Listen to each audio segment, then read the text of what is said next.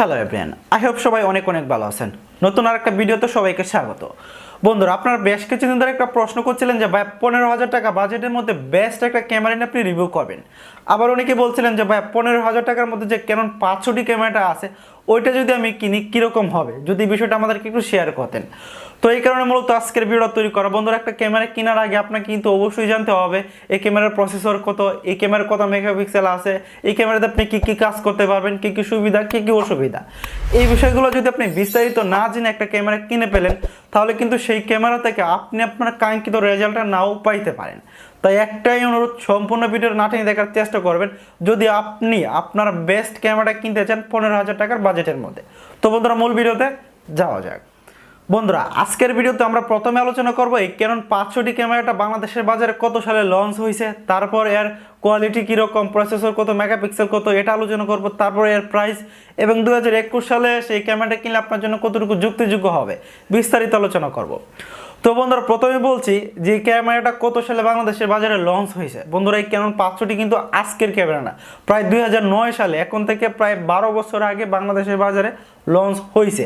তাহলে বুঝতেই পারতেছেন যে অনেক পুরানো একটা মডেল। তো বলতে পারেন যে ভাই 2021 এসে যদি এই পুরোনো মডেল কিনি তাহলে কি কি সুবিধা হবে বা কি কি অসুবিধা হবে, এটা আমি একটু পরেই বলছি। তার আগে আমি বলে নিচ্ছি আর প্রসেসর কত। বন্ধু, এটাতে কিন্তু আপনার Digic 4 প্রসেসর ব্যবহার করা হয়েছে এবং মেগাপিক্সেল হিসেবে পাবেন আপনারা 15.1 মানে 15 মেগাপিক্সেল পাবেন। এবং এটাতে আপনি যদি ভিডিওগ্রাফি করেন প্রায় 45 মিনিটের মতো ভিডিও করতে পারবেন একবার ফুল চার্জে ব্যাটারি। এবং পিক্সেল যদি তুলেন তাহলে 6 থেকে 700 পিক্সেল একসাথে তুলতে পারবেন। এটা কিন্তু একটা বন্ধুরা ক্রপ সেন্সর ক্যামেরা। যদি আপনারা ভাবেন ব্লগিং ভিডিও করবেন তাহলে এটাতে করতে পারবেন না। কেন করতে পারবেন না সেটাও আমি আপনাদেরকে একটু পরেই বলবো।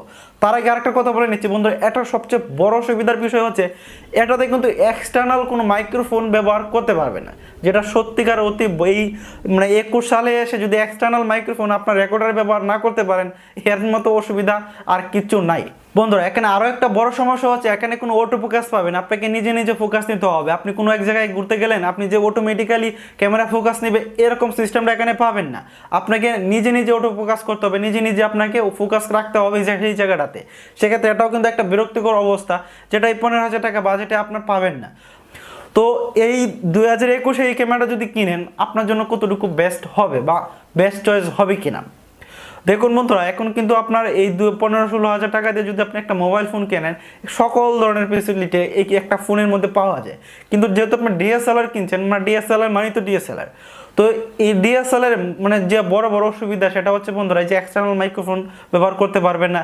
যারা আমাদের মতো ফেস ক্যাম ভিডিও করেন তাদের সবচেয়ে বড় অসুবিধা এটাতে কোনো রোটেনেবল ডিসপ্লে নাই, যে আপনি নিজের চেহারা দেখে দেখে ভিডিও করবেন, যেটা আপনি 64 থেকে পরবর্তী যে ক্যামেরাগুলো আছে সবগুলো ক্যামেরাতে আপনারা পাবেন।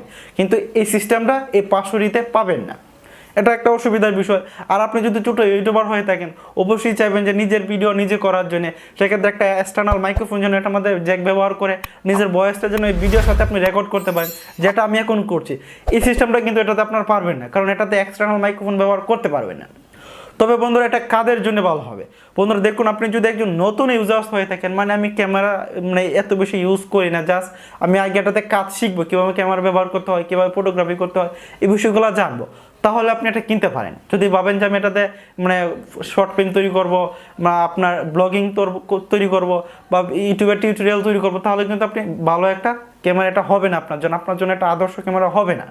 কারণ এটা একটা কোপ সেন্সর ক্যামেরা। বন্ধুরা, যদি ব্লগিং ভিডিও তৈরি করেন তাহলে মনে করেন 10 হাত দূর থেকে আপনার ভিডিও করতে হবে, যদি আপনার ফেসটাই দেখাইতে হয়। মানে ক্রপ সেন্সর সেটা আপনারা জানেন কি না আমি জানি না। ক্রপ সেন্সর মানে আমি একটু শর্টকাটে বলে দিই, যেটা ফ্রেমটা অনেক শুরু থাকে, আর ফুল ফ্রেম মানে অনেক ওয়াইড অ্যাঙ্গেল নিয়ে ভিডিও করা যায়, অনেক বেশি জায়গা থাকে। বিষয়টা আশা করি আমি শর্টকাটে আপনাদেরকে বোঝাইতে পারছি। তো এবার বলা যাক এই 2021 আপনার জন্য পারফেক্ট হবে কিনা। বন্ধুরা দেখুন, আমি শুরুতেই বলছি এটা কিন্তু অনেক পুরনো মডেল।